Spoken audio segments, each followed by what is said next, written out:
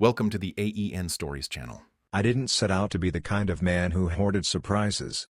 In my head, a good surprise was just a way of saying, "I still see you," without needing to dress it up in poetry. You just plan something nice and let the day lift on it. That's all I wanted for Laura's 36th birthday, a weekend that would land like sunlight.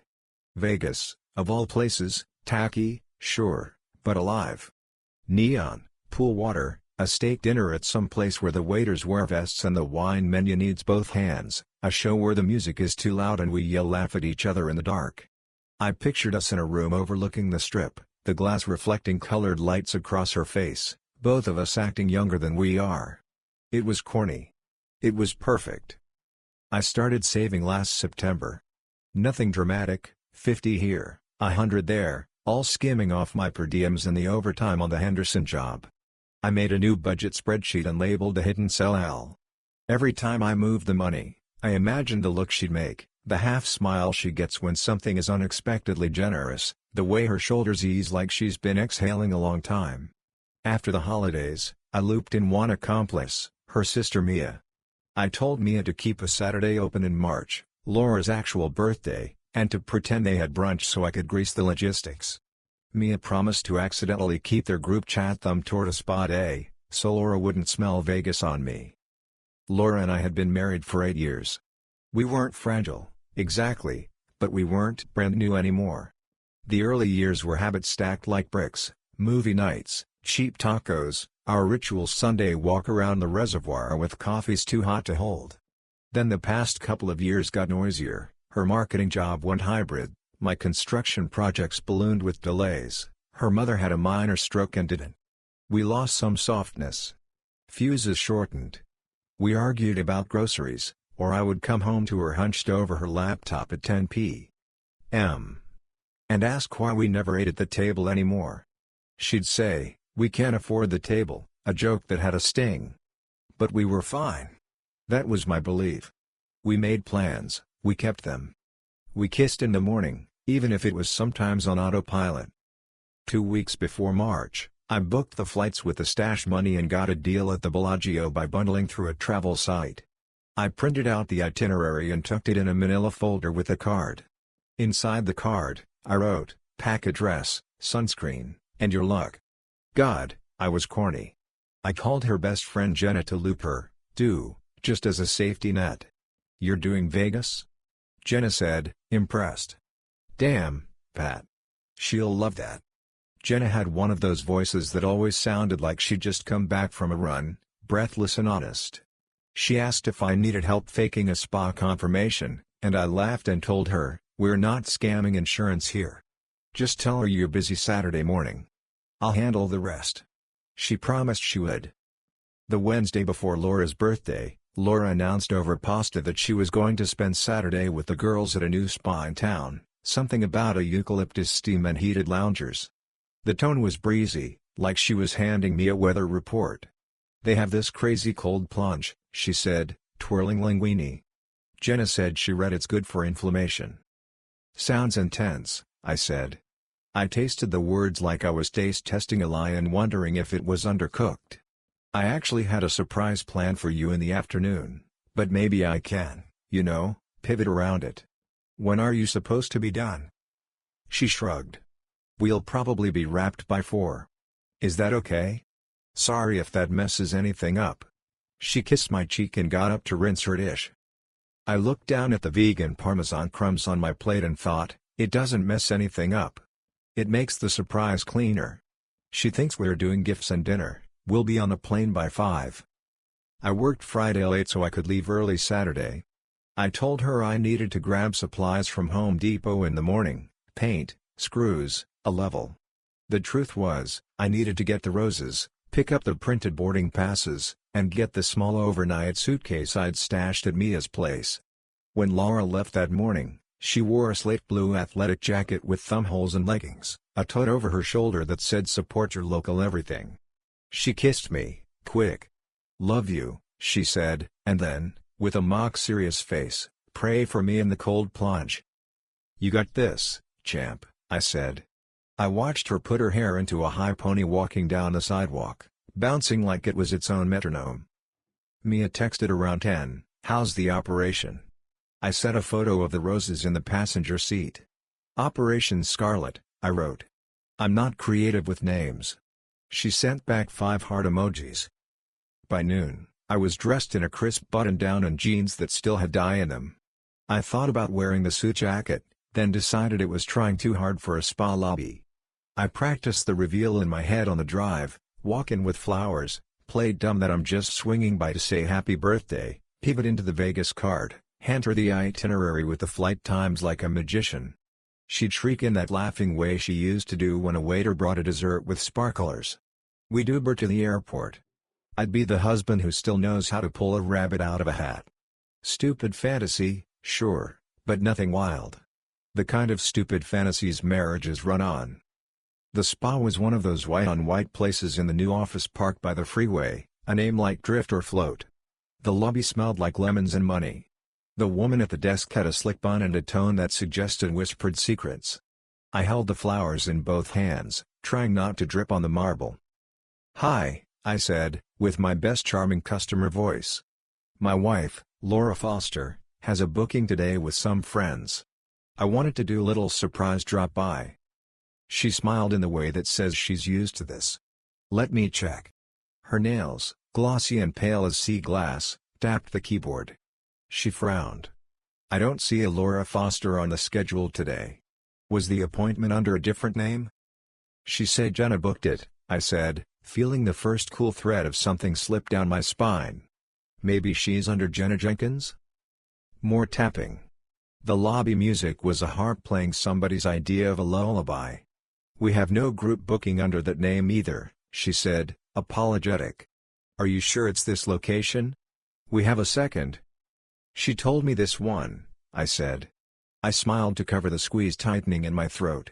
She mentioned the eucalyptus steam. "You have that, right?" "We do," she said. "I can check again, but there are no—" "It's okay," I said, backing up one step. Maybe I got the wires crossed.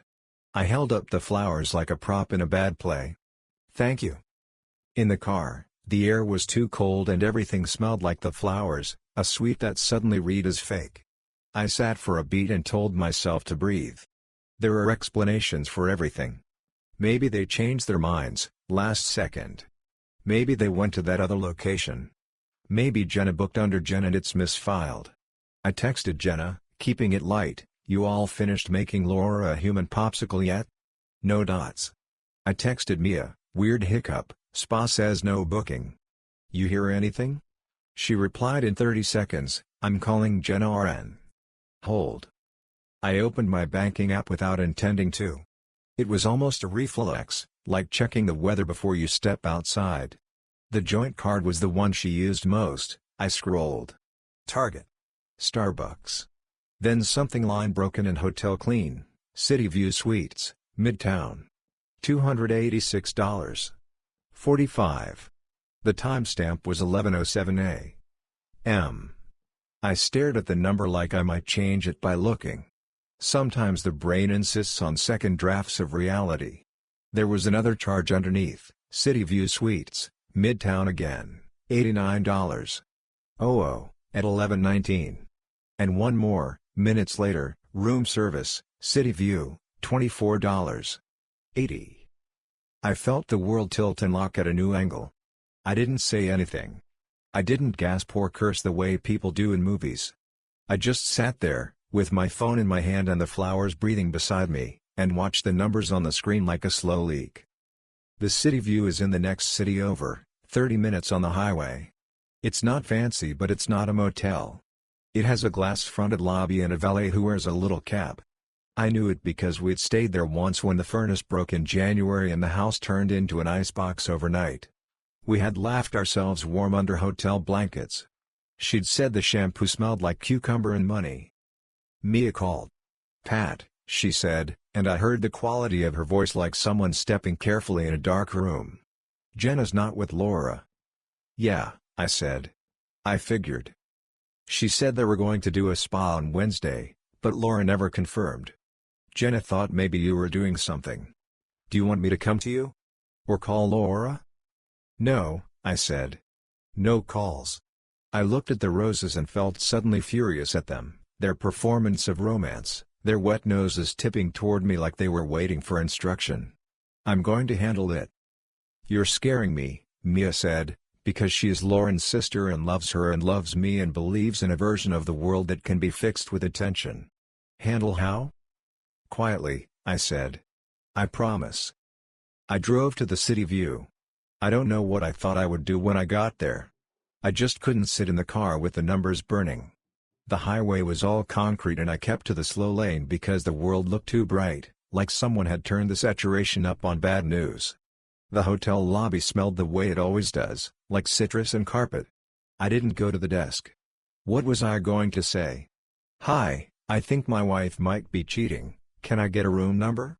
Instead, I sat in a chair by the elevator and watched the doors open, close, open, close. At 12:46, a couple came out, her hair damp, his hand on her back. Not them. At 1:10, a man in a suit delivered a tray with a silver lid to the third floor. At 1:22, I texted myself the room service charge again, as if copying it would change it from rumor to fact. I didn't see Laura. Of course I didn't. I think some part of me was still making a last stand against probability. If I didn't see her, maybe it wasn't real, or maybe it was something else. Maybe she was in a meeting. Maybe she got a day-use room to read in silence. That part of the brain is stubborn. It wants to throw sandbags against a flood. At 2:15, I went home. I printed the bank transactions because I wanted paper that felt heavier than my phone, something I could hold. I sat at the kitchen table and looked at the card I had written to her and put it in a drawer. I put the flowers in water because the alternative felt petty. At 4:30, Jenna texted, "I'm so sorry. Do you need me?"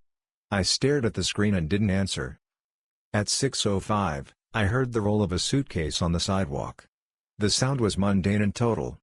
Laura stepped into the doorway in her leggings and jacket and a new set of hair, down now, waves arranged like they'd been trained. She looked, for a stupid half-second, like my wife coming home from a day with her friends. Her face brightened when she saw me, then paused when she saw my clothes. I was still in the button-down, but the collar had gone soft from the day. "Hey," she said, smile sliding into something cautious. "You look nice. Were you out?" "I was," I said.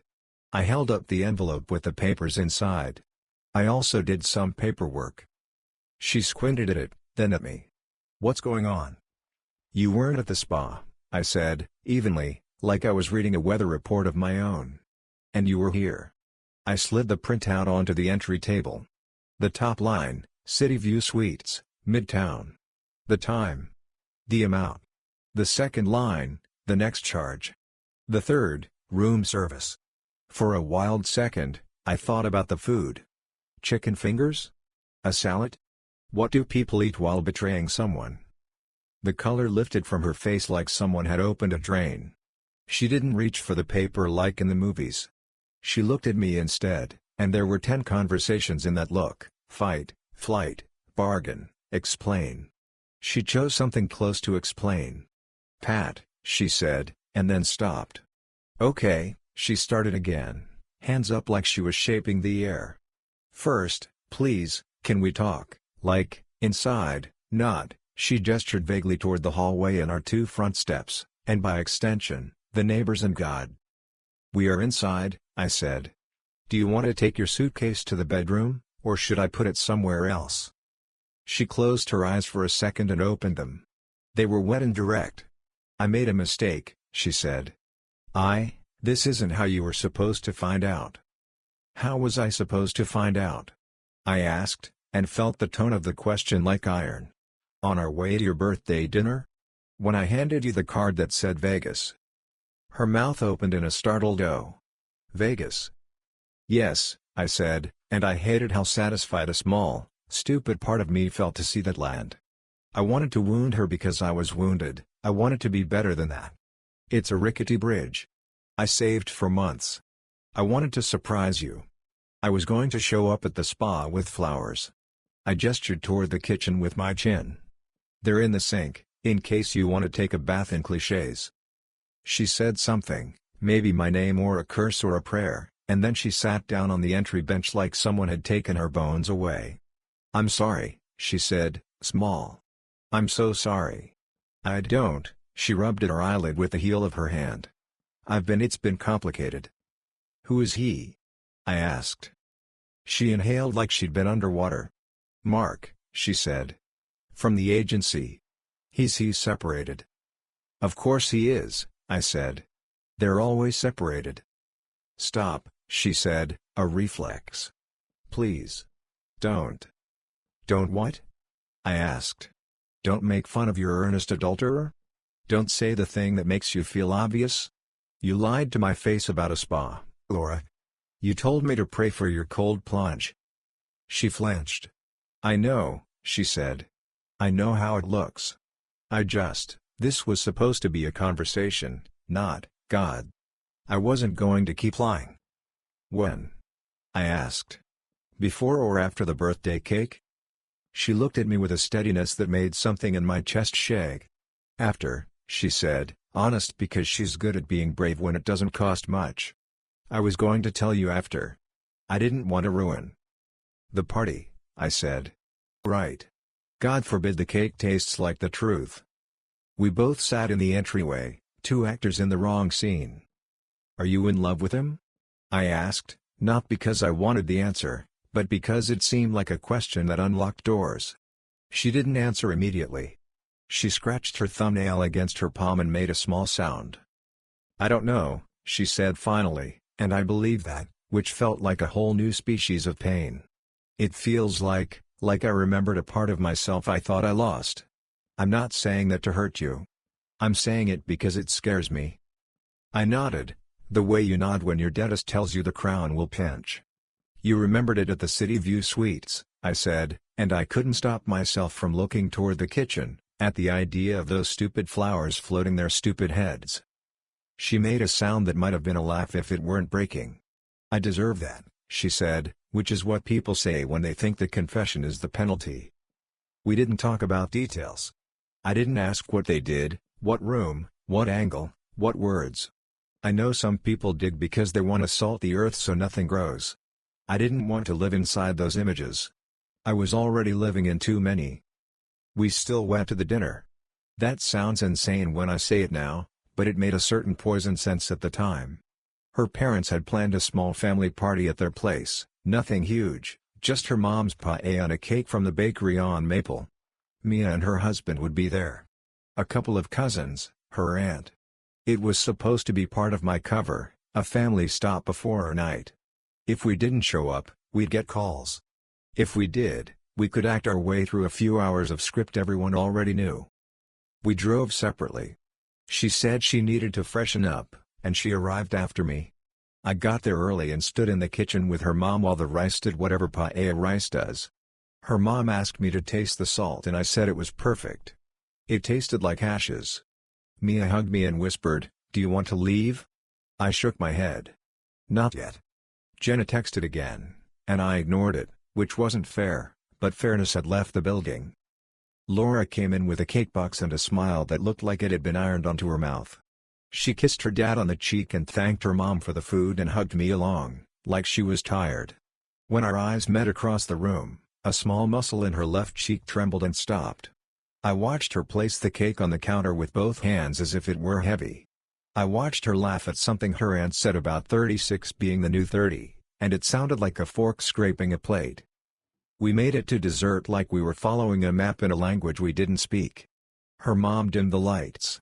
Someone sang a punishingly slow happy birthday. Laura closed her eyes to make a wish. I could have stood up then and said nothing. I could have let the night finish as if it were a TV episode we'd already seen and didn't like, safe to leave running in the background. Instead, I stood up. My chair made a sound on the tile like a moment being underlined. People turned their heads, bemused but used to my dad jokes and the occasional toast. I'm not the speech type, but I can do a nice line when the day asks for it. I walked around the table to where Laura sat, and I put my hand on the back of her chair, and I thought, say it simply. Don't throw plates. Don't turn the table into a courtroom. Say the thing that is true. "Happy birthday, Laura," I said. My voice was soft, or I hoped it was. I felt more calm than I should have. There's a strange, smooth place you reach when you've been angry too long. The edges wear down. I had a surprise for you today. She looked up at me, eyes wide, almost begging. She had not expected me to do it here. She had thought, maybe rightly, that I would wait until we could curate our pain. If you're wondering if that made me feel cruel, it did and didn't. But I had spent all day holding this like a hot coin. I was done burning my palm. I was going to take you to Vegas, I continued, addressing the room because it was easier than looking directly into the core of it. It was supposed to be corny and fun. Flights and everything. I even went to the spa to surprise you with flowers. I gestured in a small half-circle, as if the spa could be conjured in her parents' dining room. But she wasn't there. Her mother's eyebrows bent in confusion. Her father's spoon clinked against his bowl, tiny metallic notes. She wasn't at the spa, I said, meeting Laura's eyes because it had to be done. I kept my voice flat. She was at the City View Suites. Today. From about 11 to 2. The card shows a charge. I reached into my pocket and unfolded the paper. It crackled like a prop. Here. The time. The hotel. For a second, no one spoke. Then the room sucked in a breath like it was a living thing. Mia's hand went to her mouth. Her aunt whispered, "Oh," like it was raining. Laura's father closed his eyes and put his fingers to the bridge of his nose, then dragged his hand down his face and left it there, covering himself from the sight of his daughter on the worst day of her marriage. Her mother said, "What is this?" Not because she didn't understand, but because an alternate script had to be requested before reality would agree to proceed. Laura stood so quickly her chair scraped the tile. "I'm so sorry," she said to her parents, which made me wince, not because she owed them less, but because she owed me more. This is not," she looked like she was searching for the sentence that the room would accept, like we were all judges with little scorecards. "Don't," I said quietly. "Please don't try to soften it. Not here." I didn't want her to start reciting phrases like "it's complicated" or "this is about me" in front of people who had known me since we got engaged. I didn't want to watch her try to narrate our marriage as a unit failure while it was bleeding out on a birthday cake. Her father made a small sound, muffled behind his hand. He's a broad man, unembarrassed by tears, but the gesture was as close as he came to sobbing in public. Her mother sat down as if someone had punched the air out of her. Mia started crying openly now, shoulders small, because she loves us and had not seen the inside of this day. "I'm sorry," Laura said again, and this time it was to me, looking straight at me with eyes that were ancient and wet. There's a version of me that wanted to take that sorry and hold it to the light and ask it to be more than a word. This was not that version. "I didn't want you to find out like this." "You didn't want me to find out," I said, and heard the cold in it and didn't move to warm it.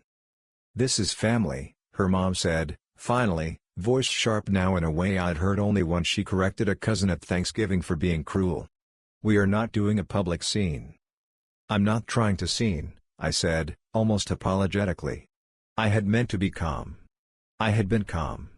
But truth stains a tablecloth whether you throw the glass or tip it carefully. I'm saying what happened. I needed to say it somewhere where the walls don't bounce it back. Her father removed his hand from his face and looked at me. It was the look of a man who loves his daughter and has known me long enough to call me son without flinching. "What do you need, Patrick?" he asked, and he meant it in a way that soothed something gnashing in me. "I need to not be gaslit," I said, which sounded too sophisticated for our burrito and laundry family, but it was the right word. "I need not to pretend this is going to be okay by Monday. I searched for it. I need to go home and sleep on the couch and not talk for a day. Then I need a lawyer." No one moved. The cake sat there with its orange frosting roses, acres of sugar on top of a thing that had stopped being sweet. "Patrick," Mia said softly, wiping her face, "do you want me to drive you?" "I'm fine," I said. "Thank you." I folded the paper again and stuck it back in my pocket because I didn't want to leave it on their table.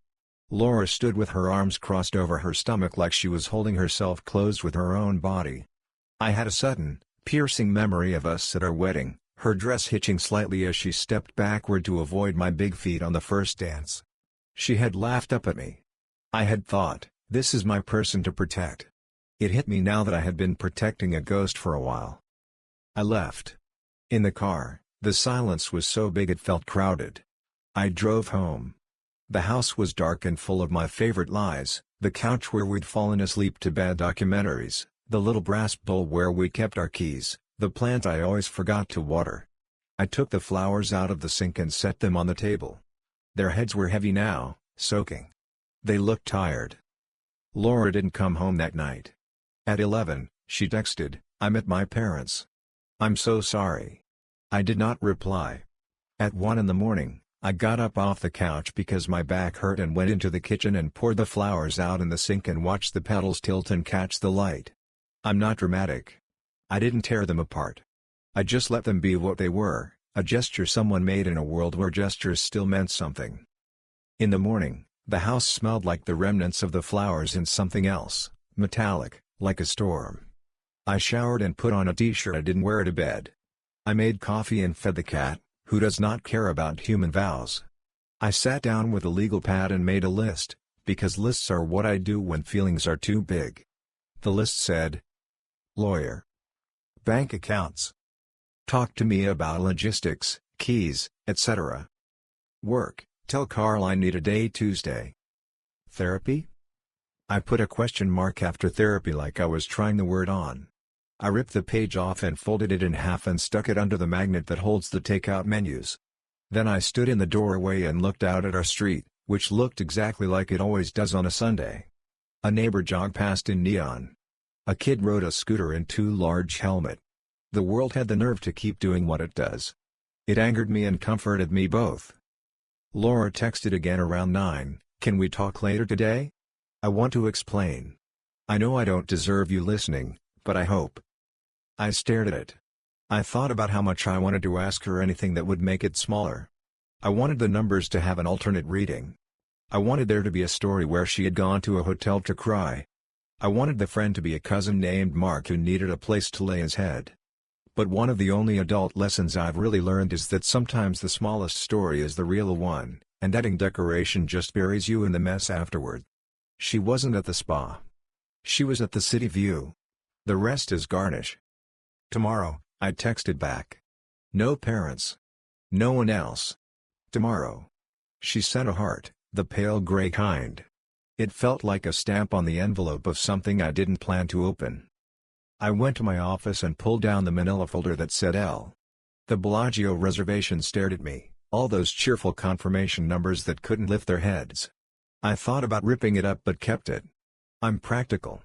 There's a world in which this becomes a story I tell to a lawyer or a therapist, and paper helps.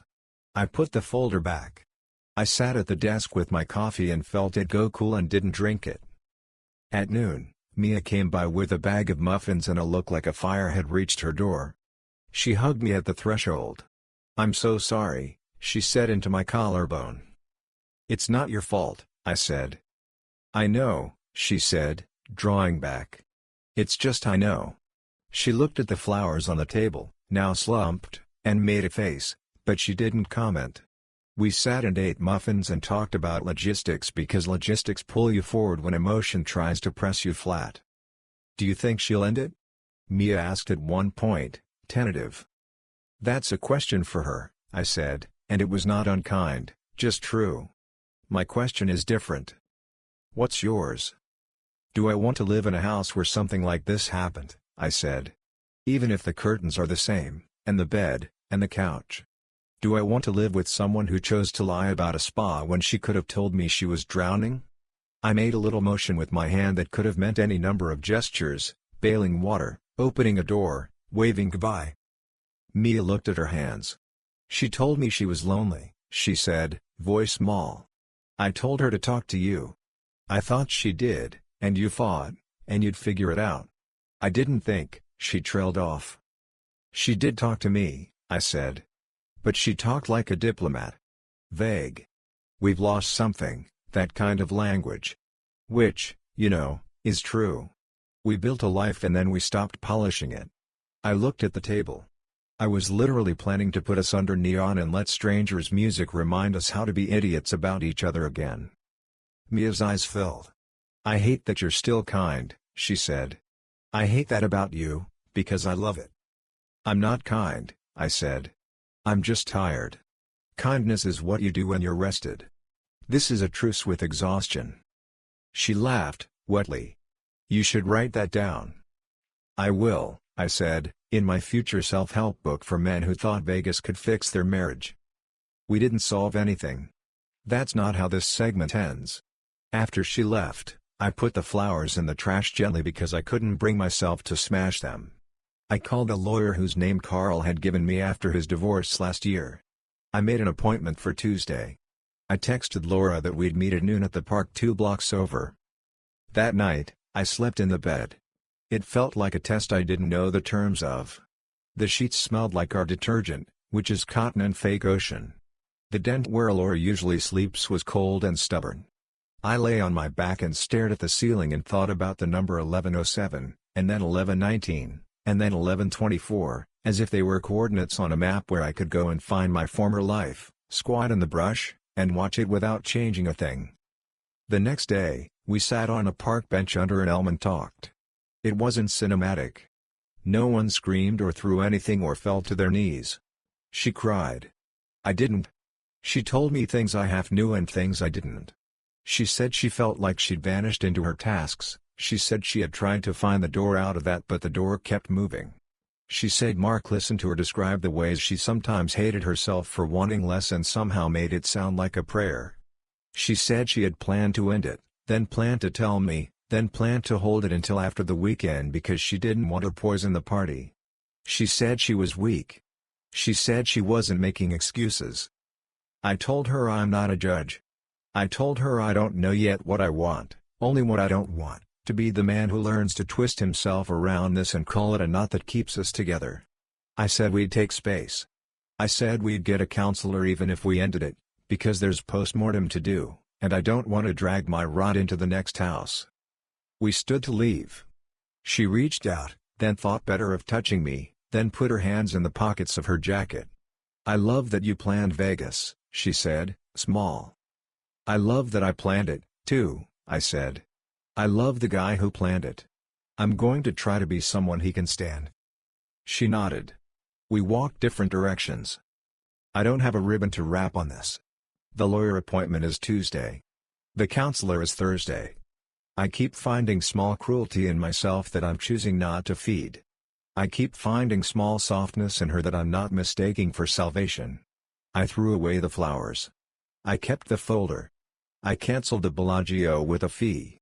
I told Carl I needed a couple days. I told Mia thank you. I didn't tell Jenna anything because I don't owe everyone the full story, just the people who helped me build it. Sometimes, in the evening now, I sit on the front steps with a beer, and the neighborhood does its thing around me. The jogger, the scooter kid, the dog that always lunges at the same mailbox like it insulted his family. I think about the hotel lobby, the elevator doors opening and closing, swallowing strangers and spitting them out. I think about the spa smell of lemons and mercy. I think about my wife making a wish in a kitchen full of people who love her. And I think about my own wish, which is this, that I can keep telling the truth, quietly, without apology, until the truth opens something that feels like a door. When it does, I'll walk through it, even if it leads away from everything I thought I was saving for. Thank you for listening my story. If you want more raw, real, and gripping stories like this one, subscribe to the AEN Stories channel. Your support keeps these stories alive.